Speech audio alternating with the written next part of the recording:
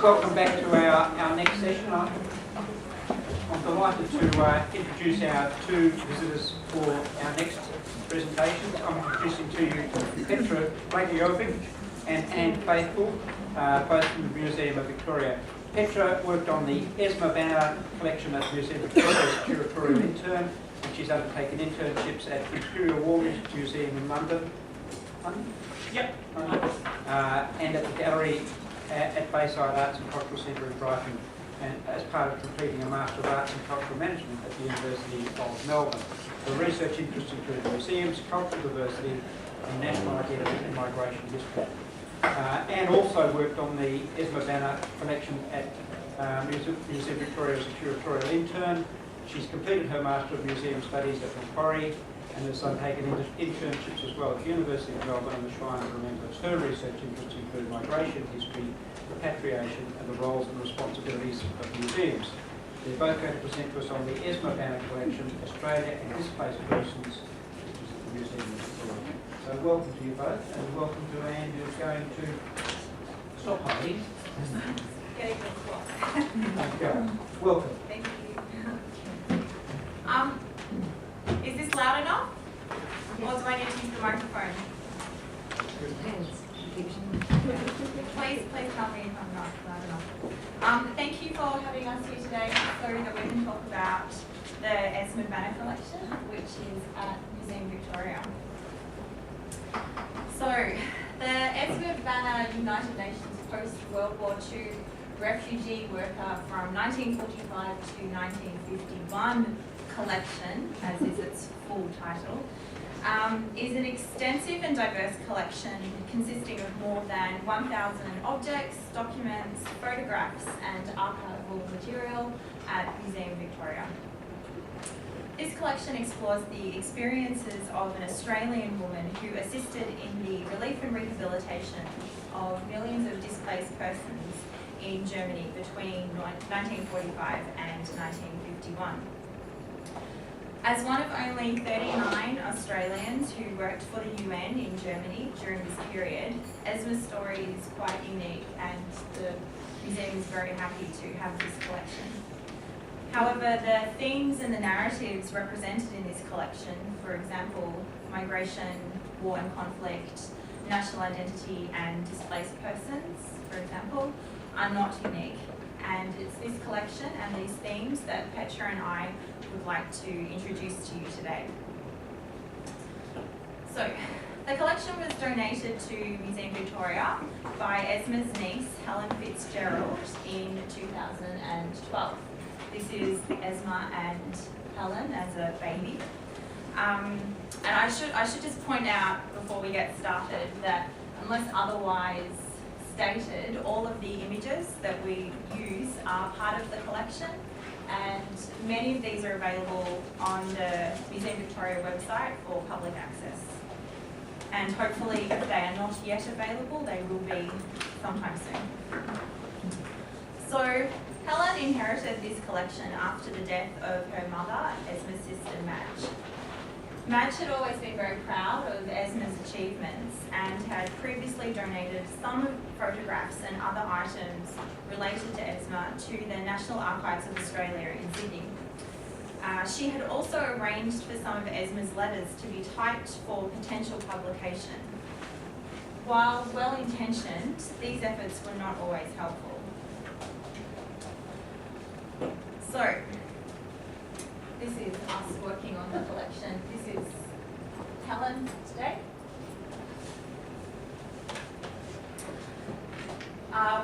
The collection as it stood when Helen took possession of it was not in any kind of order. Pages of letters were mixed up or missing, and some of the content had been edited by Madge or completely removed. Mostly unlabelled photographs had been separated from letters, meaning we had no idea who or what the images were of, and others have been completely cut out of albums and probably lost forever. The passing of time has also seen countless other items inadvertently damaged or lost. However, thankfully, a very substantial amount of material has survived, and it is these items that form the Esma Banner Collection at Museum Victoria today. So this is a sample of some of the items in the collection. The collection contains approximately 120 letters that Esma sent to her family and friends in Australia while she was in Germany, as well as 2 personal diaries describing this time. There's an extended series of official documents relating to her employment with the United Nations, including job application letters, vaccination cards, meeting minutes, ration cards, and so on. As well as a collection of approximately 40 objects that were handcrafted by the displaced persons in the DP camps, for example, the doll and the candlestick. Additionally, Esma was a very keen photographer, and this collection contains several hundred, if not several thousand, photographs, glass slides, coloured glass slides, and negatives taken by Esma while she was overseas. The subject of relief and in the aftermath of war has not received widespread academic attention, and it is a theme poorly represented in many museum collections. This collection illustrates a story rarely told in post-war immigration narratives, one from the perspective of an Australian migration worker. This collection is a significant addition to Museum Victoria's existing collection, as it provides information about migration employees, their working life, and how they were involved with post-Second World War resettlement and immigration policies. The collection also includes a variety of resources dealing implicitly with the experiences of the displaced persons, many of who later settled in allied countries, including Australia. In addition, these items add to the emerging collection of material describing women's involvements during times of conflict, as well as the larger narratives that illustrate Australia's wartime experience. So, Esma Mavis Banner was born on the 28th of July in 1910 in Petersham, New South Wales. She was one of 4 sisters. She had an older sister, Ivy, and 2 younger sisters, Madge and Isabel. When she was only 14 years old, she had to leave school to look after her ill mother. But when her mother later recovered, she went to business college for 6 months in 1926 before going on to work as a typist and a shorthand writer for 13 years. In 1940, after the death of her mother, Esma returned home to help her father in his haulage business, and during the Second World War, she became a National Emergency Services ambulance driver. By all accounts, Esma was quiet, intelligent, and always put her family and others first, and this theme is reflected in the letters and diaries and the work that she went on to do with the United Nations. As Helen, her niece, has said, her empathy and her kindness made for a truly notable person. So this is the United Nations Relief and Rehabilitation Administration, or UNRWA, as I will refer to it as. And Esma is the small lady in the middle of the top row. So, Esma began working as a secretary at the United Nations Relief and Rehabilitation Administration, or UNRWA, in Sydney in early 1945. She was soon transferred to UNRWA's Melbourne office before being selected to work as a secretary in the US zone of Germany. Later writing, within a month, after many injections and an A1 rating from the army, I was off. Esma left for Germany on the 28th of June 1945, a trip that took her 15 days, travelling with 2 other UNRWA employees via Adelaide, Perth, Sri Lanka, Egypt, England and France. After a month of training and lectures in London and a detour via Paris where she witnessed dancing in the streets on VJ Day, she finally arrived in Germany in September 1945. Her first posting was as secretary in a medical team in UNRWA's office in Munich. UNRWA had been officially established in 1943, though planning for the aftermath of war had taken place long before then. After the First World War, economic blockades, the destructions of towns and cities, and pollution of land used for farming brought about starvation and misery on an unprecedented scale.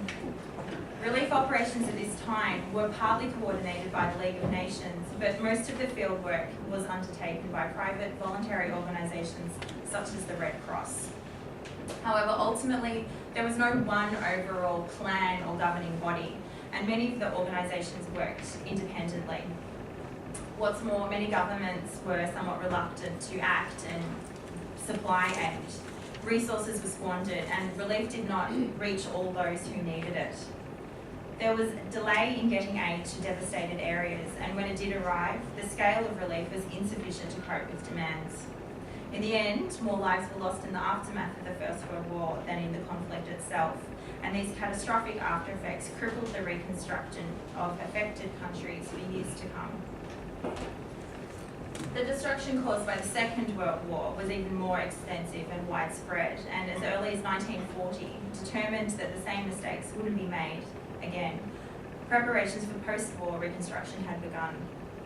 After years of weekly and monthly meetings by the four policemen of the US, the UK, the USSR and China, UNRWA, or the United Nations Relief and Rehabilitation Association, was officially established in November 1943, when 44 nations, including Australia, agreed to join an international organisation to provide care for people affected and displaced as a result of the Second World War. Before this time, the United Nations as we know it today didn't really exist, and UNRWA played a landmark role in its birth, marking the end of a mostly charitable phase of modern humanitarianism. War, disease, hunger, population upheavals, these were now beginning to be viewed as international problems, and thus relief work had to be equally international in nature. What relief meant also needed to change. Providing relief was to be more than just the coordination of needs and supplies. Merely delivering material assistance in the form of food or medicine was not enough. As war became a more civilian experience, relief planning focused on not just soldiers, but on the non-combatant victims, much like post-conflict relief planning does today. The Second World War brought about a new category of people needing relief, the displaced persons, or the DPs. The term was first adopted by the military in October 1943 and referred to any civilian displaced from their own country by the war. Data and numbers and estimates from this period, of course, vary somewhat. However, during the Second World War and in the immediate post-war period, it's thought that up to 60 million Europeans were involuntarily moved from their homes. Unlike during the First World War, when most movements were the result of military strife, movements during the Second World War were mostly due to state policies. While many of the DPs had fled persecution, the majority of the displaced persons found in Germany by the Allied forces had been forcibly brought into the country, either as slave labourers for the Nazis, concentration camp inmates, abducted children, or prisoners of war. In the aftermath of V-Day in May 1945, there were 6 million DPs remaining in the western zone of Germany, with an estimated 6 to 7 million in the Soviet-occupied zone. In the months immediately following, an estimated 7 million people were repatriated to their homeland, either through their own means or through assistance of the Allied forces. However, by September 1945, when Esma arrived in Europe, there was still approximately 1.2 million people remaining in Western Germany. These DPs were mostly living in displaced persons resettlement centres, or DP camps, as they were more commonly called, which at that time was still under military control. With the formation of UNRWA assumed responsibility of the 900 or so DP camps that were across Europe, mostly Germany, Austria and Italy. And of course, as is the theme of this talk, they had varying degrees of success. As Esma wrote in a letter prior to her arrival in Germany, UNRWA seems to be coming in for a lot of criticism one way or another, and I'm anxious to get to work and also to see if there's any truth in what is being said.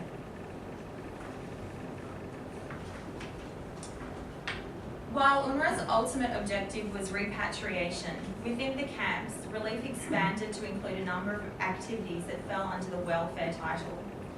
UNRWA's mandate included providing food, clothes, healthcare and accommodation, as well as child welfare, occupational therapy, education, vocational training and employment opportunities. The DPs were encouraged to assist with the running of the camps, part of UNRWA's plan to help the DPs help themselves. However, the camps were often mismanaged and chaotic. The camps, or resettlement centres, the term camps or resettlement centres applied to a variety of hastily requisitioned buildings and locations that were used as temporary accommodation as well as offices and administrative centres. They were sometimes schools, they were sometimes houses, farms, it's wherever they could find accommodation. The nature of these buildings and the time frame in which the camps were set up meant overcrowding was common. Multiple families would often have to share rooms, and some buildings held hundreds of displaced persons, making privacy a concern for many. A growing black market developed in reaction to rationing, and a devalued German currency saw the bartering and trading of cigarettes occurring widely in return for goods, services or transport. UNRWA ran the camps alongside the military. This was still a war zone. It was quite simply impossible for civilians to travel around Germany and obtain the necessary clearances without the support and guidance from military personnel. The camps were generally administered along national lines. These single nationality arrangements were easier to administer and also reinvigorated a sense of national belonging. Leisure activities in the camps, such as dances and classes for creating traditional craft objects, also often had consoling effects for the DPs. Yet the principal reason behind the creation of the single nationality camps was to encourage repatriation. UNRWA's welfare teams were committed to organising the departure of the DPs and then persuading them to depart. At its peak, there were approximately 6,000 men and 5,000 women working for UNRWA, mostly in Germany. These workers were predominantly from English-speaking countries, mostly America and the UK, and they were separated across the 900 welfare teams that were dispersed around the region. Remember, Esma was one of only 39 Australians who worked for the UN in the entire post-war period, something which she frequently commented about in her letters. As she said 6 months after her arrival, "Since coming to Germany, I think I have only met 2 people who didn't have to be told my nationality. Australia must have made a very small impression on the world." Despite the years of planning and preparation, information and guidance given to the relief workers was minimal, and UNRWA personnel was still surprised by the conditions that they encountered in the camps. As one researcher has noted, plans seem to have underestimated the extent to which years of occupation and war had eroded the physical and social fabric of society. In her letters and diaries, Esma frequently writes about the destruction that she found upon her arrival in Germany. She writes about seeing bodies on the streets, a grave for 41,000 people, and cities that remained piles of rubble 5 years after the conflict ended. She writes of the chaos that she faced upon her arrival in Germany, how no one was expecting her and the medical team which she was working with, and how medical tools had to be sourced from a selection of high school science equipment that had been stashed away from the Nazis. She writes of feeling overwhelmed by the magnitude of her work and was at times quite openly critical about the relief operations. In a letter dating from soon after her arrival, she criticises the UN management, saying, "People seem to have all sorts of qualifications here except for human kindness and common sense." She also frequently talks about the stories that the DPs told her about their own experiences, both during wartime and in subsequent years. Her letters are long and detailed, and in the first few years of her time in Germany in particular, very frequent. It's not unusual for one letter to be 15 or 20 pages long, or even longer, and for more than half of these pages to be retelling horrific events that the displaced persons had experienced. She appears to have made great effort to record as much information about her time in Germany as possible, both in writing and in the photographs that she often enclosed with the letters. And these items provide us with a wealth of personal insights and observations about how civilians contributed to the reconstruction effort in post-war Europe. However, as mentioned already, these contributions were not always successful, and by 1946 it became apparent that UNRWA's goal of complete or near complete repatriation would not be accomplished. Neither those working in the UNRWA headquarters in Washington or London, or the relief teams working on the ground, were ever fully able to agree or comprehend exactly what providing relief and welfare really involved. As has been written about this period, like the displaced persons assigned to their care, the relief teams themselves were a new phenomenon. There were also tensions and varying objectives between different organisations and governments. Many still assumed that the correct place for DPs was in their homeland and that they had a homeland to return to. For this would provide stability and help enable the return of a nation-state order in Europe. Some military authorities accused UNRWA of making the DPs' lives too comfortable, instead operating under the belief that if conditions in the camps were made hard enough, then the displaced persons would go home voluntarily. While still others maintained that it was only when the DPs had recovered physically and psychologically would they be ready to face the difficult life awaiting them at home. Regardless of these differing views, as the full level of displacement and destruction in Europe became evident, UNRWA realised that their facilities and their objective would have to change, and that the UN's time in Germany would be a lot longer than had first imagined. Many of the displaced people were also dissatisfied with the political developments in their countries of origin.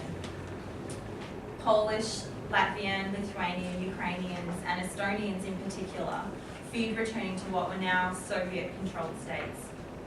The displaced persons camps in Germany soon began to experience a large influx of new refugees who were fleeing Soviet-controlled countries, as well as many DPs who had returned home only to be the subject of further persecution.